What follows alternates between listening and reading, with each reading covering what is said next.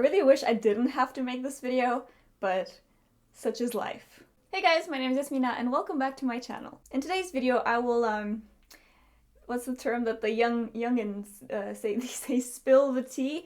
Well, I don't have tea, I have some coffee, but it's the same. In today's video I want to give some tips and some do's and specifically don'ts of contacting booktubers, bloggers, etc.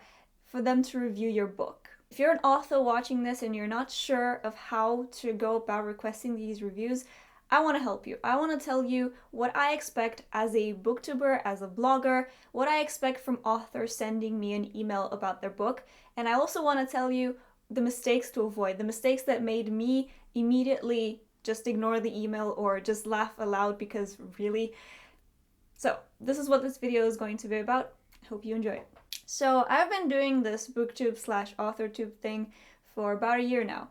And ever since I first started, I've been getting emails from hopeful authors who request for me to review their books. And that's perfectly fine. I say on my channel that I'm very open to receiving these inquiries, but I will only reply if I'm interested in reading your book, because I barely have enough time to read the books that I want to read myself, and I would only want to review your book if it's really something I would have picked up anyway, you know what I mean? Because I feel like that's honest. I don't want to review something to my viewers that I wouldn't have picked up myself or that I wouldn't be interested in. So authors are free to email me and ask me what I think, if I'm interested in reviewing their book or not. That's fine. What's not fine is how some of these authors go about doing that. The first rule I want to talk about is really very basic email business etiquette. It really should be in general email etiquette, and yet you'd be surprised how many people get this wrong. And that first rule is spell my name right. I don't know why I have to say this, but seriously, spell my name right. I have gotten so many emails where the person spelt my name really oddly, even though in every single one of my videos I introduce myself to you. I make it a point to introduce myself to you in the beginning of every single one of my videos, specifically because maybe my name looks a bit weird to you and you're not sure how you would go about spelling it, so that's why I make it easy to you. My name is Yasmina. Yes, that is an I, it's not an L. Seriously, who spells their name with a lowercase l? Who? And then there's the ones that make up different spellings, or worse still, they don't address me at all, or they put like a very generic introduction, you know, dear Mrs. blah blah, dear Mr. or Mrs. or to whom it may concern. Don't do that. I put myself on the internet to try to build, you know, a connection between myself and the viewers, and I expect you as the author asking me for a review to also be personable, because I'm a person, you're a person, let's be people, you know? If you spell it wrong, or if you don't address me at all, then that just tells me that you didn't do your research, you don't know who you're emailing, or you've never watched a single one of my videos. You just saw my channel at some point, you saw my subscriber count, and then you decided, yeah, I'll just email her and a million other YouTubers and not bother looking into them at all. Okay, second point, moving on from you spelling, hopefully, my name right, is introduce yourself. You don't need to say a lot, just tell me your name, who you are, and how you found me. It really is as simple as that. These emails don't have to be very long. Just tell me that you found my channel and you watched some of my videos maybe, so you know that I review similar books to the one you wrote, and that you just wanted to contact me in the hope that I would find your book interesting and give it a read, and then obviously leave a review on my channel and on my different social medias. That can be done in one sentence or less, really. And the mistake I see authors make is not introducing themselves at all, not mentioning why they're contacting me and where they found me, and do they even know who I am? In a lot of these emails I feel like they have no clue who I am. They just probably think I'm someone that will give them a free review, which is not how this works. I don't need you to have seen every single one of my videos and mention this very vague reference in my video that I posted 2 years ago. I just want to know that you know what kind of books I like, that you know I have a YouTube channel, and that you think that the book you wrote might interest me. That's it. The next point is, of course, to introduce your book. You know, what is the product that you want me to review? That is your book. You can do this in quite a few ways. I don't need you to necessarily query me as you would do an agent, to write a full synopsis and to, explain why your book is this and that. But I would like to know a little bit about your book just so I can make an idea of whether it's something I'm interested or not. Just obviously the name of the book, the genre of the book, what is the main plot of the book, the main character. Again, it doesn't have to be too long, just a couple of lines, just so I can get a feel for what your book really is. And again, the mistake I see so many authors do is not telling me anything, zero, about their book. You're asking me to review what exactly? I can't reply to every single email that wonders whether I would give them a review without mentioning anything about their book and what they're writing.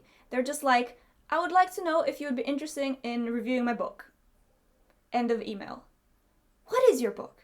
What am I reviewing? Why? Why can't you spend the extra minute to write a couple of lines of what your book is? How can you ask me to review something that I don't know what it is? No links to the book, no nothing. Please don't do this. And another mistake I see some people make, it's one of the ones that I just laughed aloud so much and it made me question humanity. Don't boast about your book. This is a sales pitch. You're trying to get me to be interested in your book so that I can read it and hopefully review it on my channel. You are essentially doing the same job that a blurb on the back of the book is doing. That's what you need to do. That's what you need to write in the email. Don't tell me that your book is the most important book that you've ever written and that it can save humanity and that if I don't read it in 30 days, I will die and my whole family will perish or something.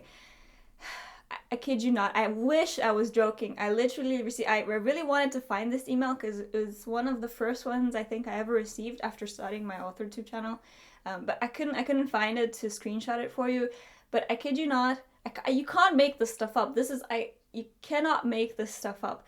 Someone said that their book is the most important piece of literature that has ever been written, and that humanity, is so lucky to have this person's book exist. And I'm like, okay, that is a fantastic way to make me not want to read your book if you tell me it's the best book in the world. The next step I would recommend after giving me a short synopsis of your book is, if your book is already published on Amazon or on Goodreads, just drop me a link so I can look a bit more into it, That way I can see the cover of your book, the real blurb, maybe any reviews that it's already gotten. And the link to your book up on Amazon or anywhere else is very, very helpful for me to figure out if it's something that I want to read. And now the don'ts of that point. Don't just send me your book. What? As usual, past me didn't express herself to the best of my ability, so I'm gonna try to reiterate my point here. If you send me the docx file of your manuscript, if you attach that docx file to this email that you're sending me, and I'm not interested in reading the book because I didn't express interest, I didn't accept your request, it makes me feel guilty. It makes me feel guilty that I have your book in my inbox. It's a much more polite way to do it, where you offer the opportunity for me to read and review a book and then leave it up to me to either accept or decline that offer. But once you send the book to me, it makes me feel guilty that it's there and that I know I don't have the time or the interest in reading it, and yet it's there. And also, if you send me the docx version, like if you send me your manuscript and not, the Mobi file, or it's also a little bit weird because I read books on my Kindle, and so I read them the Mobi file, but if you send it to me in a manuscript, that feels more like I'm critiquing your book instead of reading it as a reader, and that also feels a bit inauthentic to me. I want to read it as I would read any other book.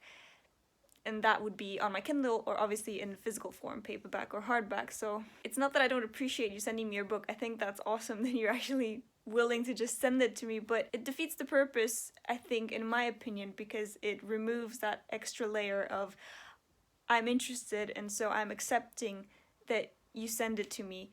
And because it's there, I just feel guilty that it's there. I hope this makes sense. I don't want to sound really mean about it. That's just how I feel. I'm gonna go now and finish editing this weird video. Bye. What do you expect me to do now? You sent me, it's there, I can read it if I want, sure, but I'm not interested.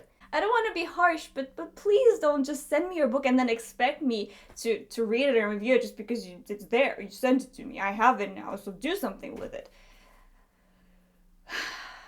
On a similar note, don't ask me to buy your book. Again, I wish I was making this stuff up. I got so many emails asking that if I was interested in the book, then here is the link to purchase the book. This is a business email, right? You have to think about it as a business. We're exchanging business. You offer me a free book in exchange for my honest review that I then post to my somewhat large audience that might be interested in purchasing your book. I'm offering a service to you and you're offering a free product to me if I'm interested to review it.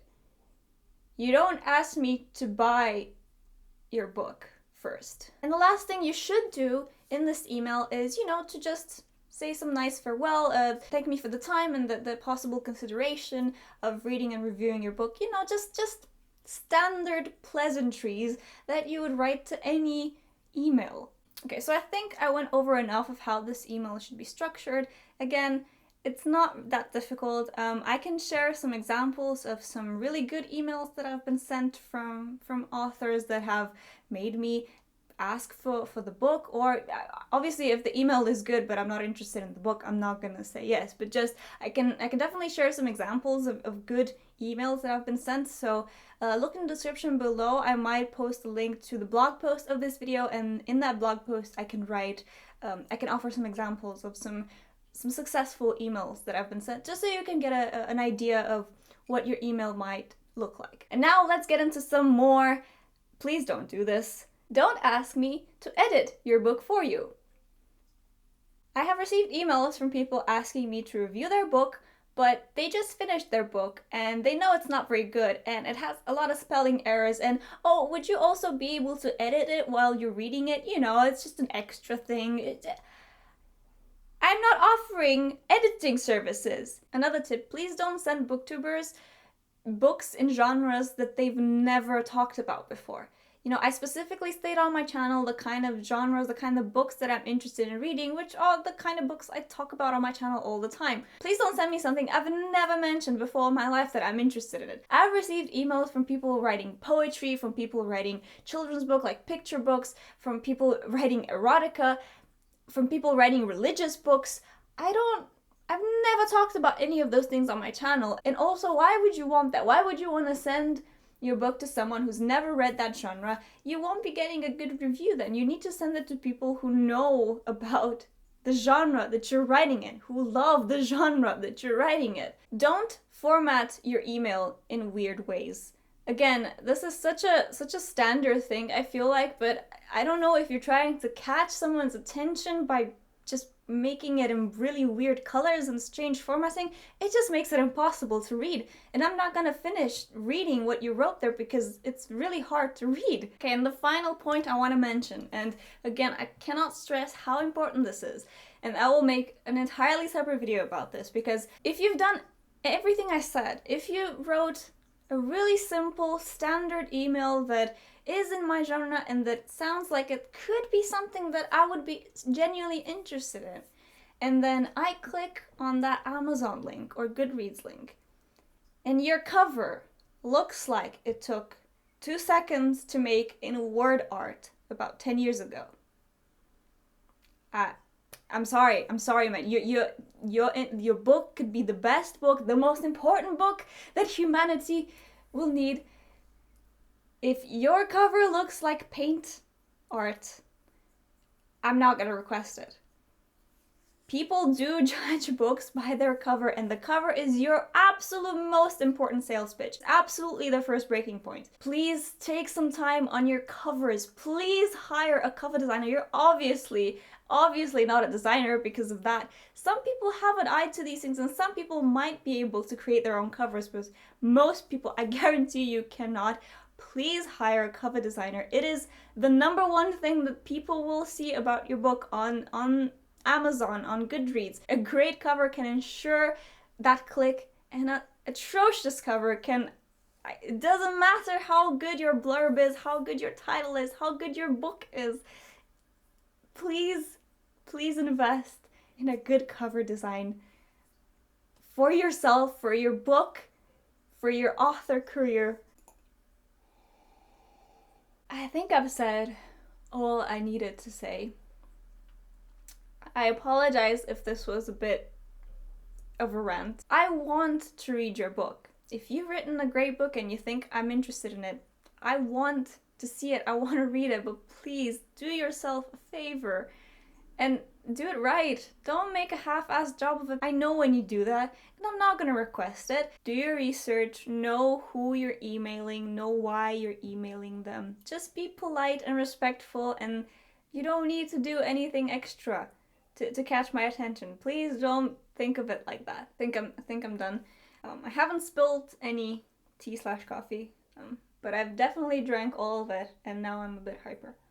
So yeah, I hope that this video was helpful if you're an author, and if you're not, I hope this was entertaining. That's it for me today, guys. I hope you have a great day, and I'll see you next time with a new video. Bye!